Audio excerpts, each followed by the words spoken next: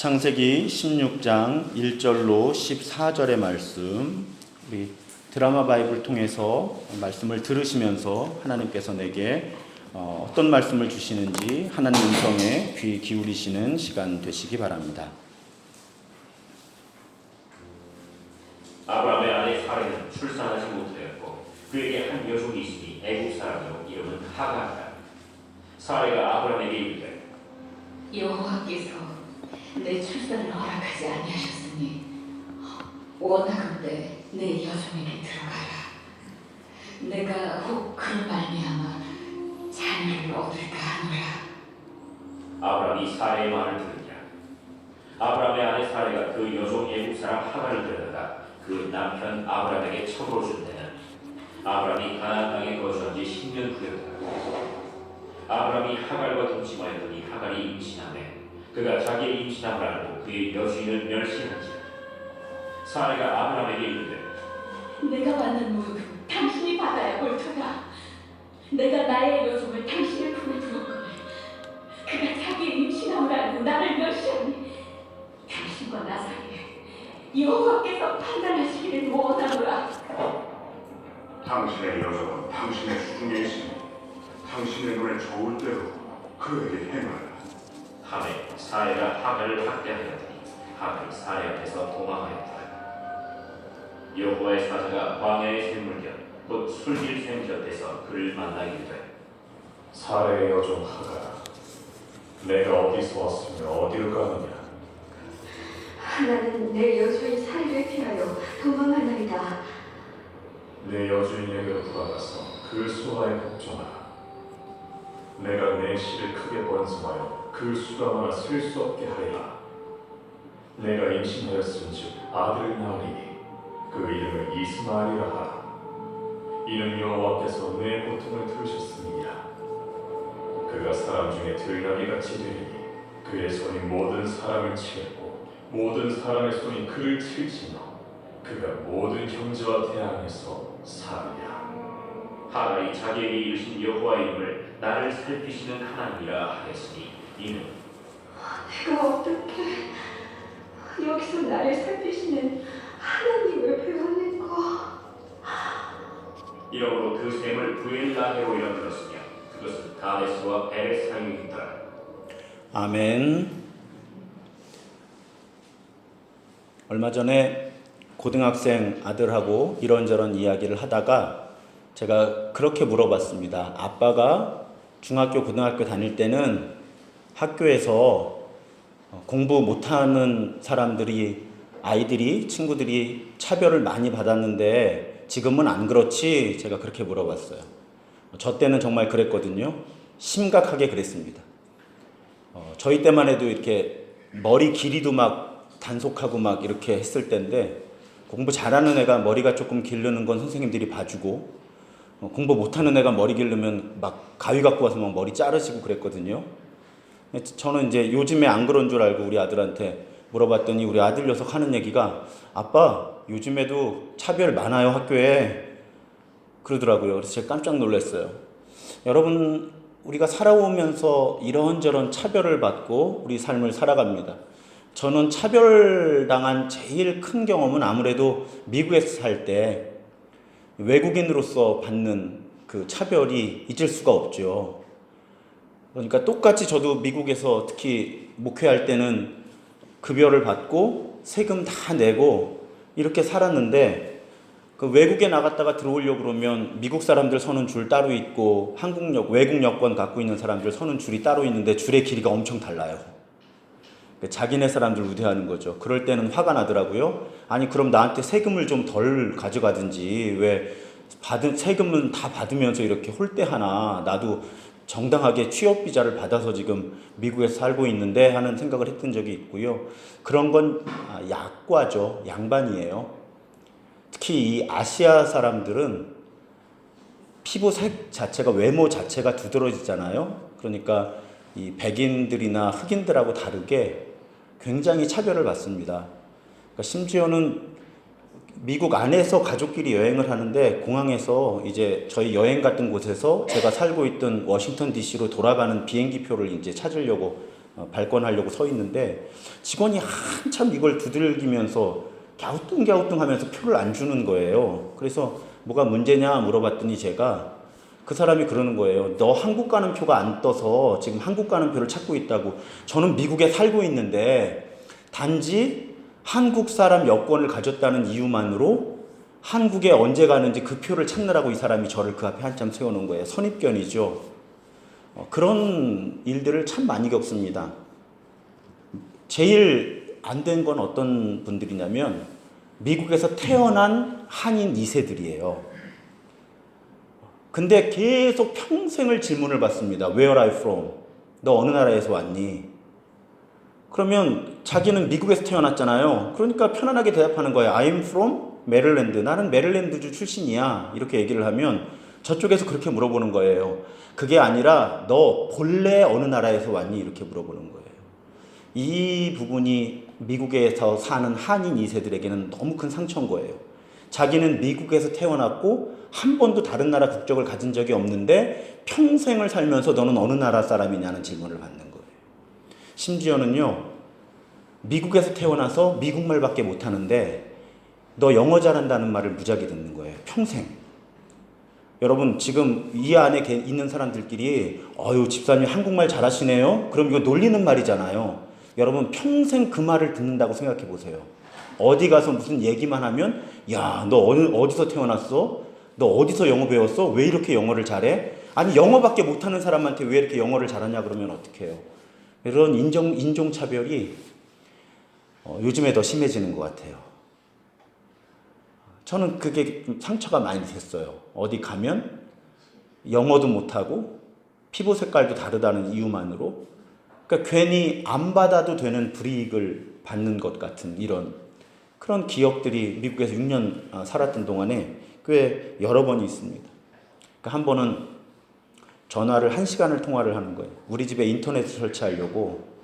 근데 여러분 미국의 콜센터는 그러니까 서비스 센터들은 다 외국에 있어요. 지금 인건비 절약하느라고. 주로 인도에 많아요, 요즘에. 그러니까 미국에서 무슨 소비자 센터에 전화를 하면 인도에서 전화를 받는 거예요. 인도 사람이. 문제가 뭐냐면 한쪽이라도 영어를 표준으로 하면 좀 소통이 편한데 저도 액센트가 미국 액센트가 아니고 저 사람도 인도 액센트면 둘이 너무 힘든 거예요.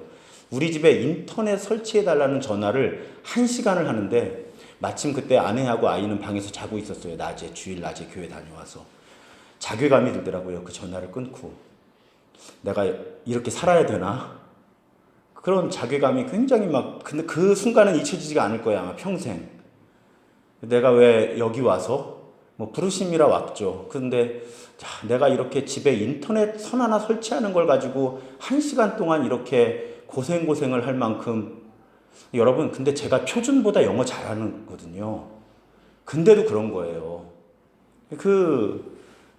고통이 좀 있어요. 4년 유학 생활할 때 학교 안에 살 때는 별로 못 느꼈어요. 왜냐하면 제가 다니던 학교가 굉장히 좋은 학교예요. 사람들이 인격적이고 다른 언어와 문화에서 온 사람들을 존중해주고 그러니까 학교 안에 있을 때는 경험을 못했는데 나중에 부목사 생활할 때 이제 교회 밖에서 사니까요. 일반 아파트에 가서 사니까 이거는 정말 상상하기 힘들었던 그런 부담들이 또 차별 아닌데 차별이라고 느끼는 일들이 굉장히 저에게 많았고 우리 아이에게도 혹시 어려운 일이 생기면 이건 인종차별이 아닐까라는 그런 운전면허 시험을 면허증을 우리 아내 운전면허증을 가지러 갔을 때 하도 화가 나서 그냥 소리를 질렀어요. 너 인종차별하는 거라고. 내가 고소할 거라고 막. 그랬더니 해주더라고요. 그러니까 이제 그런 일들이 여러 번 있었습니다. 여전히 어느 나라든 우리 사회도 많은 차별이 존재하죠. 우리는 여전히 남성과 여성의 차별이 존재하고요. 학력 차별이 존재합니다. 또 직업이 뭐냐에 따라서 사자 붙은 직업들은 조금 더 존중을 받죠. 재산은 바로 티가 나지 않으니까 무슨 차를 타는지 아파트는 어떤 아파트인지 그것도 잘 아셔가지고 몇 단지는 몇 평인지 몇 동은 몇 평인지 다 서로 알고 초등학생들까지 그거 가지고 서로 놀리고 그런 사회에 우리가 살고 있습니다. 외모에 대한 차별도 존재하죠. 그래서 요즘 취준생들, 취업을 준비하는 사람들이 면접 가려고 하면 여러 가지 신경 쓸 게 많습니다. 저 같은 사람은 아마 예전에 대기업 공채했으면 떨어졌을 거예요. 외모가 부실하다고. 세상이 그래요. 뭐 국적과 인종에 대한 차별 존재하죠. 여전히 존재하고 국제화된, 세계화된 사회에서 오히려 이런 현상 심각하고요. 세계적으로 정세가 혼란스럽기 때문에 난민들이 계속 증가하게 되는데 난민들 문제는 전 세계의 숙제 가운데 하나이기도 합니다. 알게 모르게 우리는 많은 차별을 받고 살아왔어요. 여긴 여성분들이 많은데 여기 계신 여성분들이 처음에 태어나셨을 때부터 아마 차별을 받으신 분들이 여기 꽤 있으실 것 같아요. 딸 낳았다고. 그런 시대 우리가 지나왔죠. 지금은 오히려 뭐 아들이 둘이면 뭐고 아들이 셋이면 뭐고 막 이런 농담까지 있지만 남아선호 사상이 우리나라에 분명히 있었습니다. 지역적 차별, 어디 살아? 해서 똑같이 진관동 산다고 살아도 은평 뉴타운 살아 그러면 좀 더 있어 보이는 것 같고 뭐 이런 상황들이요. 저도 성남에서 살다 왔지만 성남시 분당구인데 분당에 사는 사람들은 성남에 산다고 잘 하질 않습니다. 그러니까 성남시 분당구예요. 그러니까 성남에 산다고 시로 얘기하면 성남에 산다고 말을 해야 되는데 보통은 분당에 사는 사람들은 분당에 산다고 이야기를 하고 분당구가 아닌 다른 구에 사는 사람들은 성남에 산다고 이야기를 합니다. 참 재밌죠? 언어라는 게 참 재밌어요. 많은 차별이 존재하는 세상을 우리가 살고 있는데 여러분 가정 중에 몇 가정은 제가 부임 신방을 하면서 오늘 본문을 선택을 했었죠. 성경에서 아주 극심한 차별을 받았던 사람 한 명을 뽑으라고 하면 저는 오늘 창세기 16장에 등장하는 이 하갈이라는 여인을 뽑습니다. 이 여인이 얼마나 차별을 받는 신분이고 상황이었는가 하면 외국인이었잖아요. 여자였잖아요. 종이었어요. 첩이었어요. 네 가지를 갖췄습니다. 차별받을 수밖에 없는 당시 사회 풍조에서 차별받을 수밖에 없는 지금도 외국인을 차별하는데 외국인이었죠. 여자였죠. 노예였죠. 첩이었어요. 그런 차별을 안고 사는 여인입니다. 이야기는 대충 아시죠? 하갈이 잘못한 게 뭐 있어요? 가만히 살고 있는데 옛날 우리 용어로 하면 씨바지 되라고 대를 이으라고 그래서 임신한 건데 그러고 나서 관계 불편해지니까 성경 잘 읽어보면 사레가 아브라함에게 권해서 이 일이 일어난 건데 관계가 불편해지니까 사레가 아브라함 보고 네 책임이다 책임져라 하는 거예요. 여기 여자분들은 많이 공감하실 거예요. 좀 많이 겪어오셨을 거야 옛날부터. 그래서 사례가 어떻게 해요? 더군다나 임신한 상태잖아요. 그러니까 아까 네 가지의 약자의 요소가 하나 더 붙어 있죠. 임신했잖아요. 그런데 그 몸으로 도망쳐 나오는 거예요. 자, 당시의 이 광야, 또 당시 사람들이 부족을 이루어 살던 가족 중심의 그런 부족 문화에서 집 나와서 어딜 가 살아요? 죽는 거예요, 그냥. 가지고 나온 거 다 떨어지면 죽는 거죠. 하갈이 그런 지경에 놓인 장면이 오늘 16장의 장면입니다. 그런데 거기에 하나님의 사자가 찾아오죠. 구약의 전승에서 하나님의 사자는 하나님이 오신 거라고 이해해도 된다고 말씀드렸어요. 그래서 하갈을 타이르죠. 그냥 들어가서 버텨야 돼. 버티고 살고 아들도 태어날 텐데 걔도 잘 버티고 살 거야. 달래서 들여보냅니다. 근데 하갈이 이렇게 하고 잘 살면 좋겠는데 몇 장 넘기면 21장에 다시 등장합니다. 아브라함이 86세에 이스마엘이 태어나요. 하갈에게서 100세에 이삭이 태어나죠. 그래서 이삭이 젖을 떼는 날에 잔치가 벌어지는데 그 즈음에 이스마엘이 이삭을 희롱했다 이렇게 되어 있어요. 또 관계가 불편한 거죠. 또 쫓겨납니다. 지난번에는 하갈이 제 발로 도망 나간 거였는데 이번엔 아브라함이 참 아브라함도 그래요. 그쵸? 막아주질 못하죠. 그리고 떡하고 물 한 가죽 부대만 가지고 쫓겨납니다. 그래서 브엘세바 들에서 방황을 하게 돼요. 아까 말씀드렸잖아요. 들고 나온 거 다 먹으면 죽어야 된다고. 그래서 들고 나온 거 다 먹고 마시고 나서 오히려 지난번에 도망 나왔을 때는 물론 뱃속에 아기가 있었지만 그래도 어찌 보면 혼자였는데 지금은 더 비참한 거예요. 10대 아이가 있는 거예요. 그러니까 마음대로 울지도 못해. 이제 죽게 생겼는데. 그래서 아이가 저만큼 있는데 하갈이 나 죽는 거는 죽는 거지만 아들 죽는 건 못 보겠다 하고 통곡을 하죠. 그때 또 하나님의 사자가 찾아옵니다. 하나님이 만나주시는 거죠. 하나님이 만나주셔서 큰 민족을, 그 아들을 통해 큰 민족을 이루겠다고 또 버티고 살라고 하십니다. 그리고 하갈이 그 순간에 눈이 밝아져서 샘을 보죠. 그래서 그 샘물을 먹고 또 살아납니다. 그리고 정말 하나님의 약속대로 이스마엘은 나중에 큰 민족을 이루게 되죠. 그것이 하갈의 인생입니다. 저는 하갈이 그 임신한 몸으로 도망쳐 나왔을 때 첫 번째 하나님의 사자를 만났을 때 아이의 이름을 이스마엘이라고 지어주는 것이 정말 큰 은혜예요. 왜 그런가 하면 이스마엘의 뜻이 무엇인가 하면 11절에 여러분 아까 읽으셨지만 그 이름을 아들을 낳으리니 그 이름을 이스마엘이라 하라. 이는 여호와께서 내 고통을 들으셨다. 그러니까 이스마엘이라는 말의 뜻이 하나님이 들으셨다는 뜻이거든요. 저는 전에는 거기까지 묵상을 못했는데 최근에 신방하면서 이 본문을 선택해서 몇 가정에서 말씀을 전하면서 그때 깨달은 거예요. 하나님이 왜 이스마엘이라는 이름을 그 아들의 이름을 짓도록 하갈에게 가르치셨을까? 자, 아들이 눈앞에 나타나고 아들 이름 부를 때마다 하갈이 뭘 고백하는 거예요? 하나님이 내 아픔을 들으신다. 하나님이 내 아픔을 아신다. 하나님이 나를 돌보아 주신다. 그러니까 하나님의 배려예요. 아들이 눈에 보일 때마다, 아들 이름 부를 때마다, 심지어 아들 생각을 할 때마다, 이스마엘이라는 이름을 떠올릴 때마다 하갈은 그 순간을 기억하게 되는 거예요. 하나님이 나 그때 임신했을 때 도망 나가서 죽을 지경 됐을 때 하나님이 나에게 찾아오셔서 알려주셨어. 하나님이 내 아픔 들어주신다고, 내 기도 들어주신다고. 평생 하갈이 이 고백하며 살도록 아들 이름을 그렇게 짓게 하시는 거예요. 하나님이 얼마나 친절하셔요.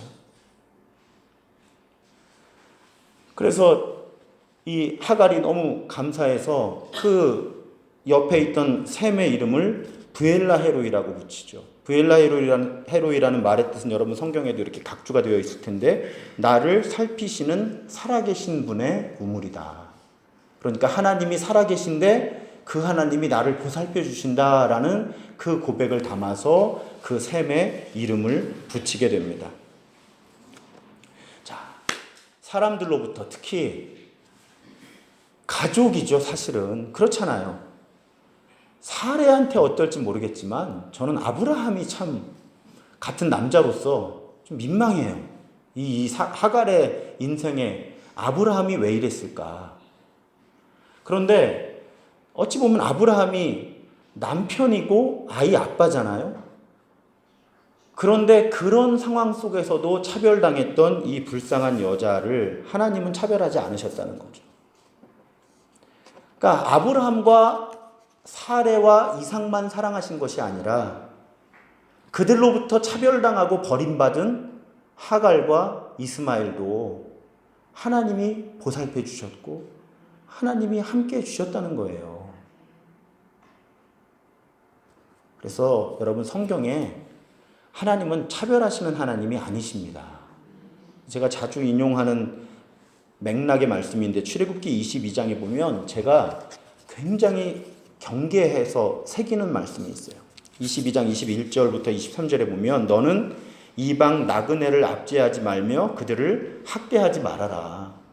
니들도 애굽 땅에서 나그네였는데 22절에 보면 과부나 고아를 해롭게 하지 말아라. 23절이 문제예요. 21절과 22절의 내용은 여러 번 저한테 들으셨어요. 23절에 뭐라고 하시냐면 네가 만일 그들을 해롭게 해서 그들이 하나님께 부르짖으면 하나님이 반드시 그 부르짖음을 들으시겠다는 거예요.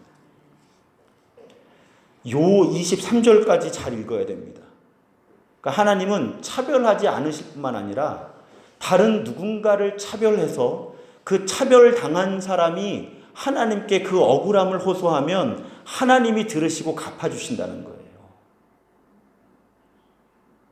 여러분, 이건 정말 무서운 경고입니다. 하나님은 그만큼 차별을 싫어하시는 거예요. 유명한 말씀이 또 있죠. 사무엘상 16장에 보면 하나님은 사무엘이 이제 왕으로 누구를 기름 부어야 되나 찾아다닐 때 여호와께서 사무엘에게 이르시되 그의 용모와 키를 보지 마라. 내가 보는 것은 사람과 같지 아니하니 사람은 외모를 보거니와 나 여호와는 중심을 보느니라. 저기서 외모에 해당되는 말의 현대적인 표현이 번역이 저는 조건이라고 보는 거예요. 사람은 외적인 조건을 보지만 하나님은 외적인 조건을 보시지 않고 중심을 보신다는 거죠. 그것이 하나님의 기준이에요. 우리는 제가 아까 말씀드렸던 성별, 학력, 직업, 아파트 평수, 무슨 차를 타나, 외모가 잘났나 못났나 그런 수많은 기준을 가지고 사람을 차별하지만 하나님은 그런 조건을 보시지 않고 우리 중심을 보신다. 그래서 성경 속에 제가 마가복음을 이렇게 쭉 읽어오면서 계속 여러분 말씀 속에 드러나잖아요.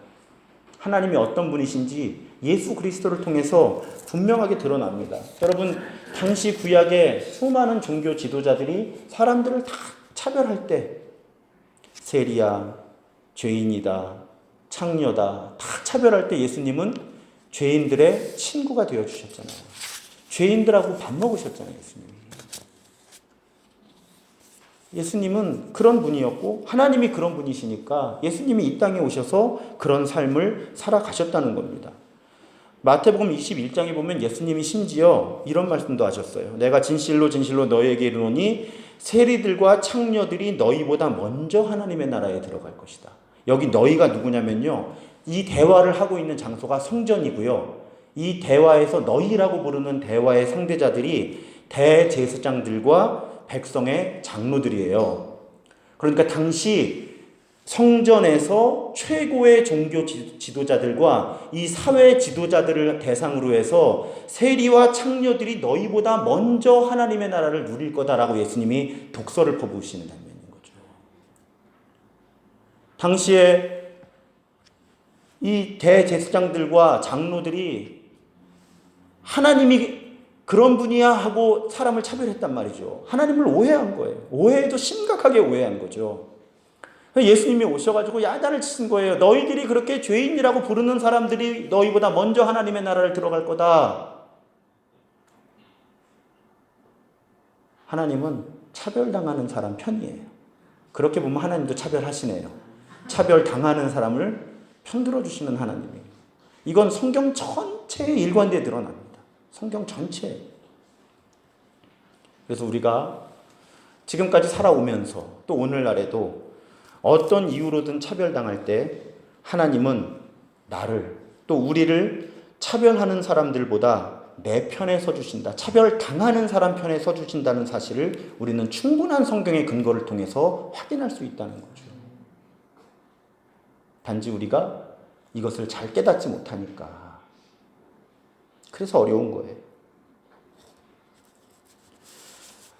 그런데 여기서 이제 요로구 설교를 마무리하면 참 좋죠. 위로만 받으니까. 그런데 성경은 제대로 배워야 되니까 또 한 걸음 더 나아가 보죠.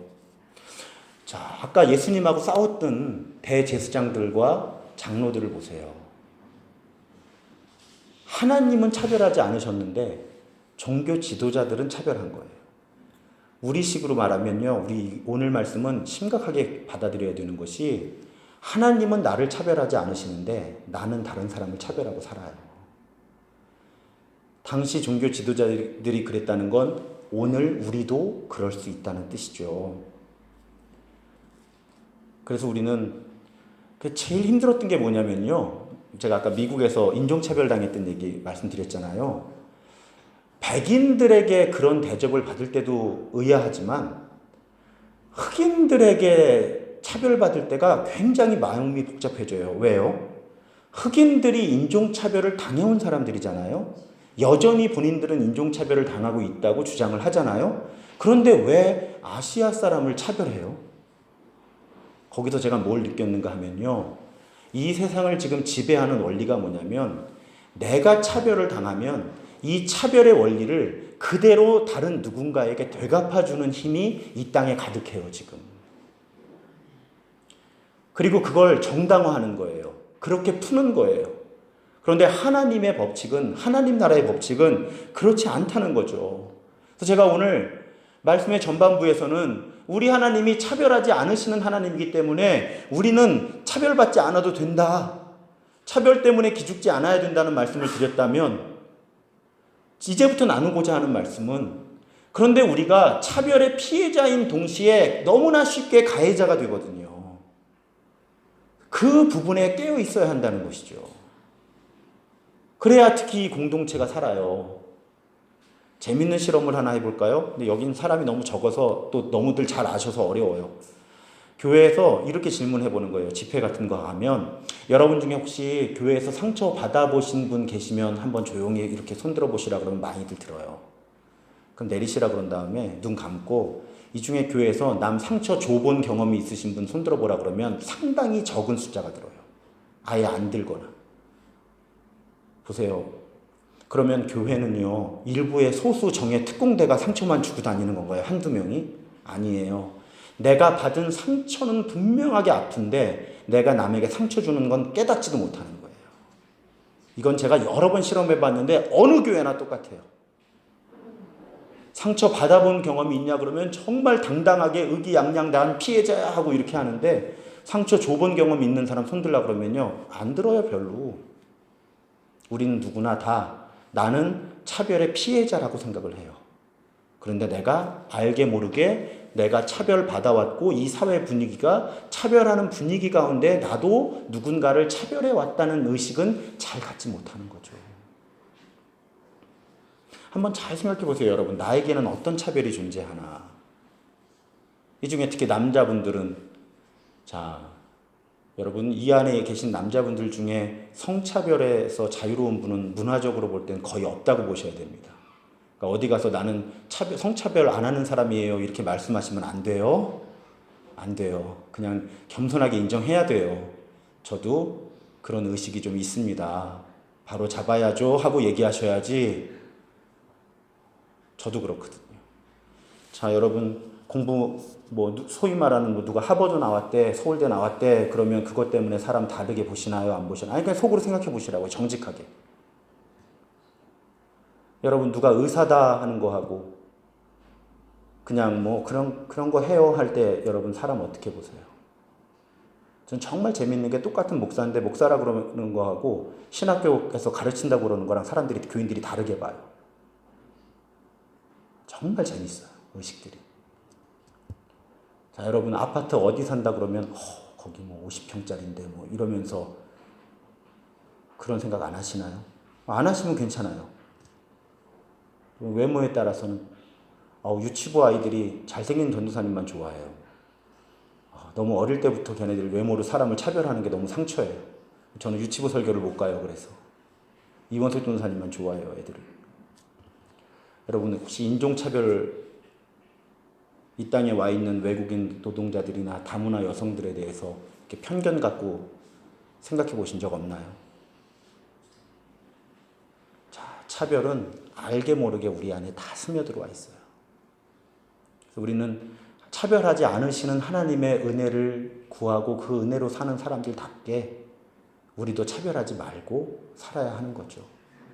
버리려고 노력해야 돼요. 여러분 부탁드리는데 나는 사람 차별하지 않습니다라고 생각하지 마세요. 99% 위선이에요. 99%. 1%, 100명에 1명은 아닐 수 있죠. 그런데 정말 자기 안에 어떤 종류의 차별도 없는 사람은 없을 거예요. 정도 차이지. 그러니까 우리는 다 겸손하게 나도 다른 사람 차별하고 사는데 하고 깨어있지 않으면, 제가 가장 부끄러웠을 때가 미국에서 한인들이 경영하는 대형 마트들이 있어요. 거기에 가면 다른 언어를 쓰는 손님들이 많이 오는데, 거기서 일하시는 분들하고 좀 임원들, 소유하시는 분들, 높은 사람들이 손님이 조금만 자기들하고 안 맞으면 한국말로 되게 나쁘게 얘기하는 거예요. 야야 해줘. 저 뭐 별것도 아닌 것들이 막 이런 식으로 얘기하는 거예요. 한국말 못 알아듣는다고 면전에서. 근데 이분들이 모르는 게 있죠. 워싱턴 DC는 세계화된 지역이라 한국에 와서 살아본 분들이 꽤 많아요. 특히 군인 가족들. 주한 미군이 2년마다 로테이션이 되니까. 그래서 심지어는 누가 그렇게 말하는데, 흑인 한 분이 나도 한국말 알아들으니까 그런 말 하지 말라고 그러는 것도 봤어요. 우리가 그렇더라고요. 그 나라에서 그렇게 차별받으면서 비즈니스를 그만큼 하려면 얼마나 힘들었겠어요. 그런데 자기는 또 누군가를 차별하는 거예요. 거기서. 인종차별 당한 사람이 인종차별 하더라는 거예요. 자, 과연 무엇이 경건한 삶인가? 야고보서 1장 27절에 보면, 하나님 아버지 앞에 정결하고 더러움이 없는 경건은 곧 고아와 과부를 그 환난 중에 돌보고 또 자기를 지켜 세속에 물들지 아니하는 그것이다. 그러니까 우리가 경건한 사람이다 할 때 야고보서의 관점에서 경건함의 첫 번째 요소는 무엇인가 하면, 사회적 약자들이 어려울 때 돌봐주는 게 경건함의 첫 번째라는 거예요. 우리 교회에서 경건하다, 누가 믿음이 좋다 할 때 저는 이 기준이 좀 잘 적용이 됐으면 좋겠어요. 성경에서 경건하다고 말할 때, 특히 야고보서의 관점에서 경건하다고 말할 때, 새벽기도 빠지지 않는 사람들, 헌금 많이 하는 사람들, 교회 봉사 많이 하는 사람이 경건한 게 아니고, 먼저 사회적 약자들을 어려움 가운데서 돌봐주는 사람이 경건한 사람이다. 성경은 그렇게 이야기를 해요. 자막을 준비하지 못했는데 이 야고보서 2장 9절에는 심지어 어떤 말씀까지 있는가 하면, 만일 너희가 사람을 차별하여 대하면 죄를 짓는 것이니 율법이 너희를 범법자로 정죄하리라. 자, 구약의 하나님이 너희들이 누구 차별해서 그 사람이 억울하다고 기도하면 내가 갚아줄 거야 하신 것과 똑같이 야고보서에서도, 신약에서도 만일 너희가 사람을 차별하여 대하면 죄를 짓는 것이니 율법이 너희를 범법자로 정죄할 것이다. 성경은 일관되게, 자, 너희들 차별받아? 힘내. 하나님은 차별하지 않아.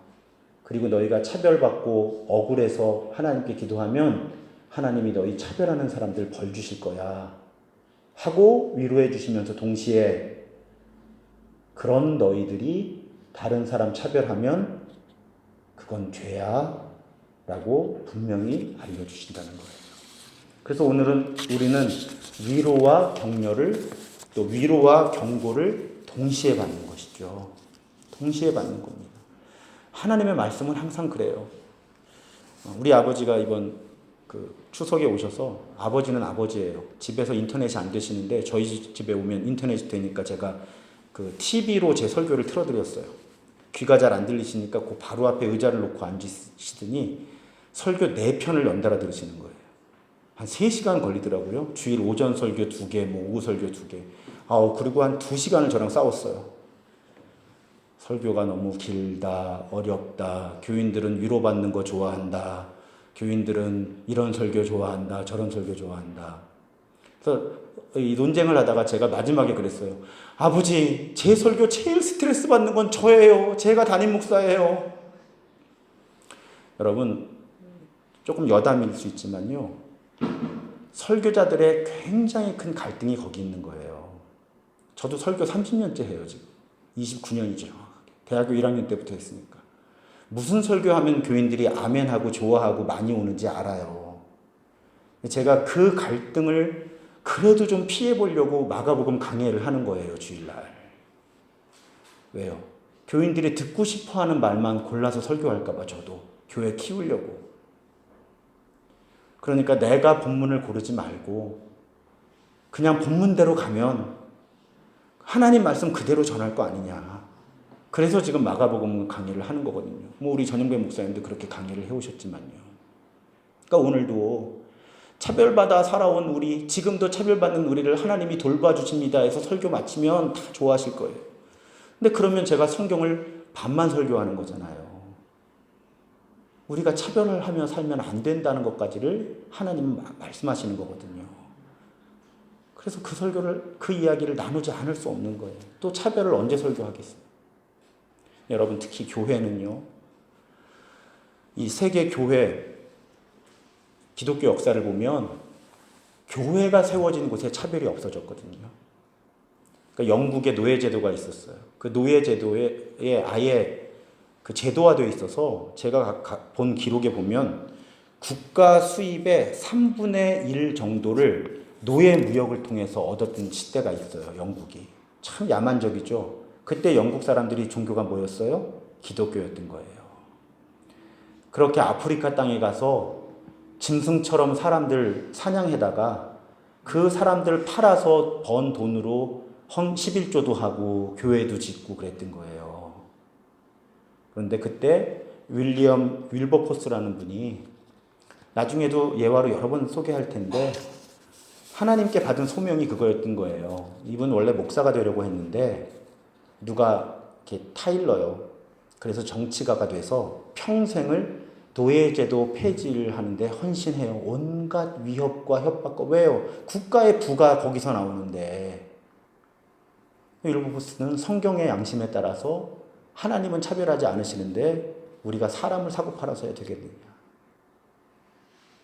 그리고 윌버포스가 죽은 직후에 영국에서 이 법이 폐지가 됩니다. 그리고 여러분 마틴 루터킹 주니어 목사 아시잖아요. 미국에서 그 흑인 인권 운동. 기독교는 늘 차별을 없애는 방향으로 움직여 왔어요. 한국 기독교 초기 역사도 보면요. 제가 얼마 전에 왜 노비문서 불태우고 양녀사문 이야기 해드렸어요. 예수님이 죄인들의 친구다 하는 설교하면서 그런 얘기 많아요. 그래서 또 한국교회 처음 이야기를 찾아봤더니 박성춘이라는 백정 얘기가 나와요. 여러분 이 1895년 무렵인데 이 박성춘이라는 사람이 선교사님이 의료 선교사를 데리고 와서 병을 고쳐줘요. 근데 백정이에요. 그러니까 그 은혜가 너무 고마워서 이 선교사님 교회에 나갔는데 이 선교사님이 목회하던 교회는 양반들이 주로 많았던 거예요. 양반들이 난리가 난 거예요. 저 백정 내쫓으라고. 저런 백정이 어떻게 교회에 와서 우리랑 같이 예배드리냐고. 근데 이 선교사님이 하나님은 그런 분이 아닌데 어떻게 교회에서 신분을 가지고 차별합니까 하고 버텼더니요. 양반들이 교회를 뛰쳐나가서 새 교회를 개척을 했어요. 이것이 이 박성춘이라는 분에게는 충격이 된 거예요. 그래서 백정들과 천민들에게 복음을 전해요. 사람 대접해주는 종교가 이 땅에 왔다. 사람 대접해주는 종교. 그랬더니 교회가 성장하기 시작한 거예요. 백정들과 천민들을 통해서. 근데 아마 그 독립해 나갔던 양반들도 제가 본 기록에는 3년이 지나고 나니까 교회를 다시 합치자고. 그래서 만들어진 교회가 인사동의 승동교회. 그러니까 백정과 양반이 함께해서 세워지는 교회죠. 1911년에 이 승동교회에서 처음 장로 투표가 있었는데 이 박성춘, 백정 출신 박정춘이 양반 후보자들을 제치고 첫 번째 장로가 됩니다.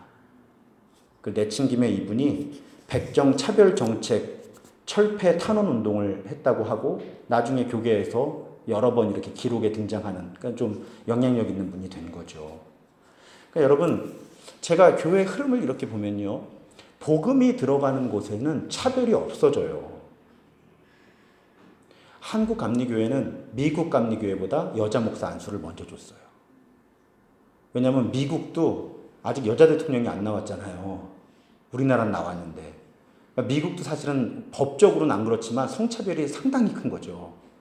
그러니까 미국 연합감리교회 법에 여성 목사 안수는 규정해놓고 한 번도 안수를 주지 않았는데 이건 좀 야사 같은 거예요. 한국 감리교회가 미국 감리교회 법을 가지고 한국 감리교회 법을 만들면서 여자 목사 안수도 주는구나 하고 먼저 준 거예요. 우리는 그 법이 실제로 적용된다고 믿었던 거죠. 그래서 미국보다 한국이 여자 목사 안수를 먼저 줬다는 기록이 있어요. 그러니까 복음이 들어가고 교회가 세워지면요, 모든 종류의 차별이 없어지는 방향으로 세상이 움직여 갔습니다. 그러니 교회 안에는 더군다나 어떤 종류의 차별도 없어야죠. 어떤 종류의 차별도 없어야죠. 제가 제일 잘해야죠. 근데 요즘 일각의 한국 교회들 가운데 일부가 자꾸 이 세상의 양극화와 차별을 조장하는 이런 움직임들을 보이는 것에 대해서 저는 복음과 하나님 나라라는 이 거대한 원리에 벗어난다고 생각을 해요. 교회는 언제나 차별을 없애는 방향으로 움직여왔습니다. 세상을 그렇게 바꿔왔어요, 교회가. 사랑하는 여러분, 한 가지만 명심하면 됩니다. 다른 것이 틀린 게 아니에요. 그래서 우리 언어에도 변화가 필요하잖아요. 우리 사회 자체가 일제시대, 한국전쟁, 이런 민주화 운동을 거치면서 다른다는 말을 틀리다는 말로 사용해왔거든요. 아유, 난 저 사람하고 틀려. 근데 사실은 틀린 게 아니라 다른 건데, 우리는 어법 자체가 틀린 거예요, 그게. 그러니까 다르다는 걸 우리는 죄악시해 온 거예요. 그래서 그게 우리 언어에 어떻게 스며들어 있는가 하면, 여기 계신 분들도 많이 그러세요. 전화를 하거나 대화를 할 때, 아니요, 다른 게 아니라 이렇게 얘기해요. 다른 게 아니라, 왜 그런 말이 한국에 생겼을까요? 다른 게 아니라. 다른 게 잘못된 사회가 됐던 거예요, 우리나라가. 그래서 뭔가 이야기를 공손하게 시작할 때 우리도 모르게 어법에, 아니죠, 다른 게 아니고요. 그러니까 당신하고 나랑 다른 게 아니라는 거야. 다른 건 죄니까. 다른 건 잘못된 거니까. 다른 건 차별의 요소니까. 이게 한국의 언어 가운데 스며들어와 있는 거죠. 다름이 아니오라. 여러분, 다른 건 틀린 게 아니라고요. 요 하나의 원칙만 우리가 잘 받아들여도 교회 안에 차별을 줄일 수가 있습니다. 이 세상의 차별을 줄일 수가 있는 거예요. 이건 다른 거지 틀린 게 아니다. 물론 세상엔 틀린 게 있지요. 죄가 있습니다. 하지만 무조건 다른 건 틀린 거고 다른 건 죄라고 생각하는 습관은 우리가 버려야 된다는 거예요. 그리고 다시 한번 마지막으로 말씀드리면, 하나님이 차별하지 않으셔서 저랑 여러분들이 사는 거예요. 근데 우리가 뭐 그렇게 다른 사람하고 비교해서 키가 크면 얼마나 크고 잘났으면 얼마나 잘났겠어요. 수의에는 주머니가 없다는 말이 있잖아요. 어차피 다 두고 갈 건데 그렇잖아요. 우리가 하나님이 나를 차별하지 않으셔서 내가 사는데, 그 은혜를 누리고 사는 우리가 다른 사람 차별하지 않고, 또 교회는 좀, 우리 교회는요, 돈 없어도 편안하게 올 수 있는 교회, 배운 게 없어도 편안하게 올 수 있는 교회, 직업 변변치 않아도 그냥 와서 서로 그냥 누가 무슨 직업 가졌는지 사실은 관심을 안 기울여 주는 게 배려일 수도 있거든요. 그렇죠? 그래서 우리 교회는 남자든 여자든 직업이 뭐든 가방끈이 얼마든 아파트에 살든 단독주택에 살든 평수가 얼마가 됐든 결혼을 했든 안 했든 가족이 많든 적든 머리숱이 많든 적든 그냥 우리 교회는 모든 사람이 그냥 같이 예배드리고 같이 소그룹 모임하고 같이 밥 먹을 수 있는 교회, 그리고 그런 문화를 우리가 사는 세상에 조금씩 나눠주는 교회. 그럴 때 오히려 우리가 이 차별받는 아픔도 극복할 수 있거든요. 그런 교회 되기를, 그런 우리 모든 분들 되기를 주님의 이름으로 축원합니다. 이제 결단 찬양하겠습니다.